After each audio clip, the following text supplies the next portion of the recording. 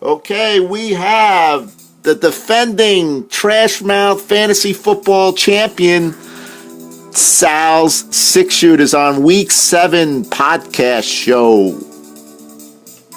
How's it going, guys? Glad to be back for the first time this year. All right, Six Shooters, you set a Trash Mouth Fantasy Football record for Week 7, your fourth consecutive year with the most points for the week, and ironic is come against Crush every time. Yeah, it feels good. I'm glad to have another record, and I'm real sorry I have to come against my fiercest rival, Palmer Crush, but feels good to go into the record books again. All right, Six Shooters. What was behind probably or potentially the roster move of the year, Bradshaw, addition to the Sal Six Shooters for the 2014 season? Well, I made a mistake drafting Carlos Hyde, and I needed a guy who was getting the ball, 85% of the snaps. And that is Bradshaw. He can catch the pass. He's like a security valve in the red zone. So he's catching passes. He's a good spell. Trent Richardson is not exactly up to speed yet. He's just a money player right now. And I struck while I was hot. I got him. And I'm reaping the benefits. All right, Sal. Another attribute to the Six Shooters resurgent so far in the last couple of weeks is the patience with Palmer.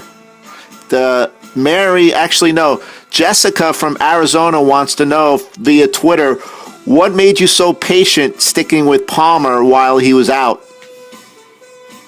Well, the reason why I drafted him as my second quarterback. Good offense, second year with the coach, good defense. I was patient because I had Kaepernick, to spell him until he was coming back. And Kaepernick did okay, but now that Carson Palmer's back, it's just my team has been transformed. Romo's coming back into form. Palmer's got a great schedule ahead of him. I think I'm going to make some serious noise going forward. All right, this is the Six Shooters on the Week 7 podcast show, three-time Trash Mouth Fantasy Football Champion. All right, Six Shooters, probably the game of the year for you to get into the mix of winning the Eastern Division. You have Will's Widowmakers. What do you have to do to take out the Widowmakers and get back in the division race? I'm just going to start my best players, and I'm going to ride them to beat the Widowmakers. He slipped this week. He should have finished off Whoopay, but he couldn't.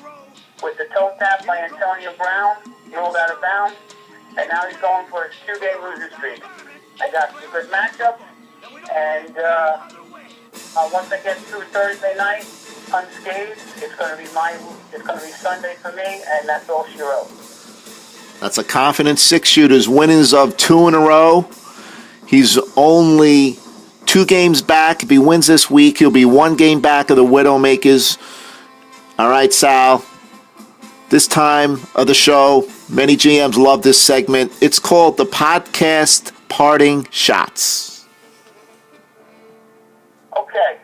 My parting shot is for the whole league, is that being the defending champ, I got slow out of the gate, but as you can see, I'm building momentum.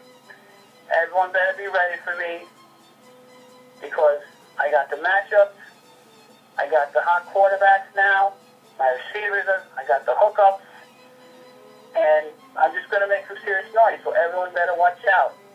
The West Division, I got 2 games against the West coming up, Doug and Matt, so it'd be nice to send Doug into retirement. Matt's Matt, I usually alternate beating him every year, so I'm due to beat Matt this year, since I lost to him last year. And then that's it. Then I feel I can make a run at the division. And so everyone needs to watch out for me.